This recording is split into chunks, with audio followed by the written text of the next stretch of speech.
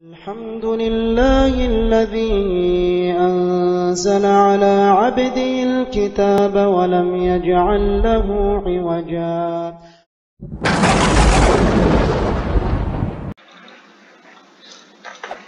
Bismillahirrahmanirrahim. Assalamualaikum warahmatullahi wabarakatuh. Selamat pagi anak-anak. Kita ketemu lagi sama pelajaran Ibu Mapel Ekonomi Bisnis. Oke. Sebelum kita mulai, Ibu tanya dulu apa kabar kalian. Semoga kita semua dalam lindungannya ya Allah. Amin. Amin ya Allah ya Rabbal Alamin. Oke, kita lanjut mapel Ibu ya, ekonomi bisnis. Kita akan bahas mengevaluasi masalah-masalah ekonomi. Yang pertama adalah masalah ekonomi klasik. Masalah ekonomi klasik di sini ada kebutuhan manusia. Apa itu kebutuhan manusia? Kebutuhan manusia adalah sesuatu yang perlu dipenuhi agar manusia dapat hidup layak atau baik. Nah, inti masalah ekonomi klasik adalah kesenjangan antara kebutuhan manusia yang tidak terbatas dihadapkan dengan alat pemuas yang terbatas. Oke, di sini ada kebutuhan dan kemakmuran. Apa itu kebutuhan? Kebutuhan yaitu segala sesuatu yang kita perlukan untuk menjaga kelangsungan hidup dan mencapai kesejahteraan. Yang kedua adalah kemakmuran. Apa itu kemakmuran? Kemakmuran adalah keseimbangan antara jumlah kebutuhan dengan alat pemuas kebutuhan. Jadi harus seimbang ya anak-anak ya, antara jumlah kebutuhan dengan alat pemuas kebutuhan. Ingat itu. Nah, selanjutnya ini ada faktor yang mempengaruhi jumlah kebutuhan manusia. Dilihat dari faktor intern. Itu ada 5 ya anak-anak. Yang pertama ada profesi atau pekerjaan. Faktor intern yang kedua ada jenis kelamin. Yang ketiga ada usia. Dan yang keempat ada tingkat pendidikan. Dan yang kelima ada perasaan tidak puas. Oke, faktor yang mempengaruhi jumlah kebutuhan manusia secara ekstern ada 5 juga ya. Yang pertama ada keadaan alam. Yang kedua ada agama atau kepercayaan. Faktor yang ketiga ada adat istiadat. Faktor yang keempat ada lingkungan tempat tinggal. Dan yang kelima perkembangan zaman dan teknologi. Oke, kita lihat dengan penggolongan kebutuhan manusia menurut tingkat kepentingannya atau intensitasnya. Di sini ada 3. Kebutuhan primer, kebutuhan sekunder, dan kebutuhan tersier. Yang pertama, kebutuhan primer atau kebutuhan pokok. Apa itu? Yaitu kebutuhan manusia yang mutlak harus dipenuhi untuk menjaga kelangsungan hidup. Misalnya, kebutuhan terhadap minum, rumah, pakaian. Dan yang kedua, ada kebutuhan sekunder atau pelengkap. Kebutuhan sekunder yaitu untuk melengkapi kebutuhan primer, karena kebutuhan ini bersifat melengkapi kebutuhan manusia.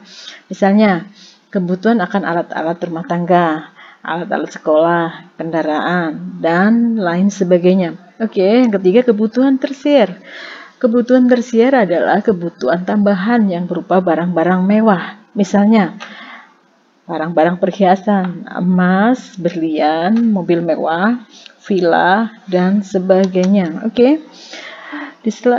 Sekarang ada penggolongan kebutuhan manusia menurut tingkat kepentingan atau intensitasnya. Itu ada 2. Kebutuhan sekarang dan kebutuhan yang akan datang.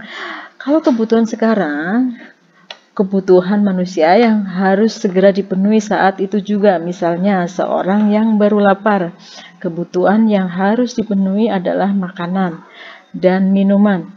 Kebutuhan yang dipenuhi sekarang yang kedua, kebutuhan yang akan datang. Kebutuhan yang dipenuhi untuk keperluan masa yang akan datang. Misalnya, kita mulai sekarang menabung. Ini digunakan untuk memenuhi kebutuhan masa yang akan datang. Oke. Di sini ada penggolongan kebutuhan manusia menurut tingkat subjek yang menggunakan. Ada dua ya anak-anak. Yang pertama kebutuhan individu dan kebutuhan bersama atau kolektif. Kebutuhan individu adalah kebutuhan yang digunakan untuk memenuhi keperluan individu. Misalnya, kita seorang pelajar membutuhkan buku atau alat pelajaran. Yang kedua, kebutuhan bersama.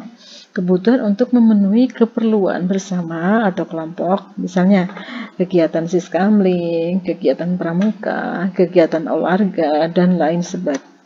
Oke, kita lanjut dengan alat pemuas kebutuhan. Jika kalian banyak memiliki kebutuhan, maka harus ada alat pemuas kebutuhan. Nah, di sini ada alat pemuas kebutuhan ini dapat dibedakan dengan dua macam, yaitu barang dan jasa. Apa itu barang? Barang adalah segala sesuatu yang tampak dan dapat digunakan untuk memenuhi kebutuhan. Misalnya makanan, buku, pakaian, dan lain-lain. Oke, yang kedua tadi adalah jasa. Jasa adalah sesuatu yang tidak tampak tetapi dibutuhkan untuk memenuhi kebutuhan. Misalnya ilmu pengetahuan, ibadah, hiburan atau rekreasi dan lain sebagainya. Oke. Di sini kita lihat ada jenis barang. Jenis barang menurut kelangkaannya. Ada dua, barang ekonomis dan barang bebas. Barang ekonomis, barang yang jumlahnya terbatas sehingga untuk memperolehnya perlu mengeluarkan pengorbanan, contohnya makanan, pakaian, alat-alat sekolah, dan lain-lain. Yang kedua adalah barang bebas. Barang bebas artinya barang yang tersedia cukup banyak sehingga manusia untuk memperolehnya tidak perlu mengeluarkan pengorbanan. Misalnya apa? Sinar matahari, udara. Oke, kita lihat jenis barang menurut cara penggunaannya. Ada dua, barang substitusi atau pengganti dan barang komplementer atau pelengkap. Barang substitusi adalah barang yang dapat digunakan untuk menggantikan barang lain dengan tujuan yang sama. Misalnya, minyak tanah diganti kayu bakar untuk memasak, gula jawa diganti gula pasir. Dan yang kedua adalah barang pelengkap atau komplementer. Barang pelengkap yaitu barang yang penggunaannya bersama-sama dengan barang lain. Misalnya, kapur dengan papan tulis, buku tulis dengan pulpen, sepeda motor dengan bensin. Oke, di sini ada jenis barang menurut tujuan pemakaiannya. Ada dua ya anak-anak, barang konsumsi dan barang model. Barang konsumsi, barang artinya barang yang dapat langsung digunakan untuk memenuhi kebutuhan. Contohnya nasi, makanan, pakaian, sepatu, dan lain-lain. Dan yang kedua adalah barang model. Barang modal yaitu barang yang digunakan untuk menghasilkan barang lain, contohnya kayu atau papan. Digunakan untuk membuat meja, kain untuk membuat baju, dan lain-lain. Oke, kita lanjut dengan kegunaan atau utility benda. Ada 5 tahapan. Yang pertama adalah kegunaan waktu, time utility, dan yang kedua adalah guna tempat, place utility. Ketiga, guna bentuk. Keempat ada guna milik, dan kelima adalah guna unsur. Oke, kita lanjut dengan kelangkaan sumber daya. Untuk menghasilkan barang dan jasa diperlukan adanya sumber daya. Apa itu sumber daya alam, anak-anak? Sumber daya alam adalah sumber daya yang berbentuk karena kekuatan alamiah. Misalnya tanah, air, biotis, hewan dan tumbuhan, gas bumi, sumber-sumber mineral, udara, angin, dan lain sebagainya. Oke, sumber daya yang dimiliki perusahaan. Untuk dapat menghasilkan barang dan jasa, perusahaan harus memiliki sumber daya alam, sumber daya manusia, modal. Jadi harus ada 3 ini untuk menghasilkan barang jasa. Perusahaan harus memiliki ini ya anak-anak ya. Oke, penyebab kelangkaan sumber daya. Itu ada 6. Pertama, terjadinya bencana alam seperti banjir, gempa bumi, longsor, dan lain sebagainya. Penyebab yang kedua, perang atau konflik antara bangsa atau negara. Dan yang ketiga, keterbatasan teknologi dan kemampuan manusia. Yang keempat, kerusakan yang disebabkan oleh manusia seperti penambangan liar. Kelima, pertumbuhan penduduk yang cepat.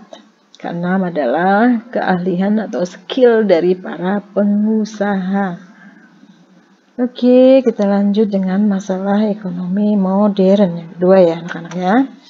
Masalah ekonomi modern terdiri atas 3, yaitu produksi, distribusi, dan konsumsi. Sedangkan menurut ajaran aliran ekonomi modern yang dipelajari oleh Paul, ada 3 masalah, yaitu barang apa yang diproduksi, kedua, bagaimana caranya memproduksi barang itu, yang ketiga, untuk siapa barang atau jasa diproduksi. Oke, sekian dari Ibu mata pelajaran ekonomi bisnis. Semoga kita semua selalu dalam lindungan Allah dan selalu sehat. Ingat ya anak-anak, jaga kesehatan, istirahat yang cukup, gunakan waktu yang sebaik mungkin. Oke, dari Ibu cukup sampai di sini. Wassalamualaikum warahmatullahi wabarakatuh.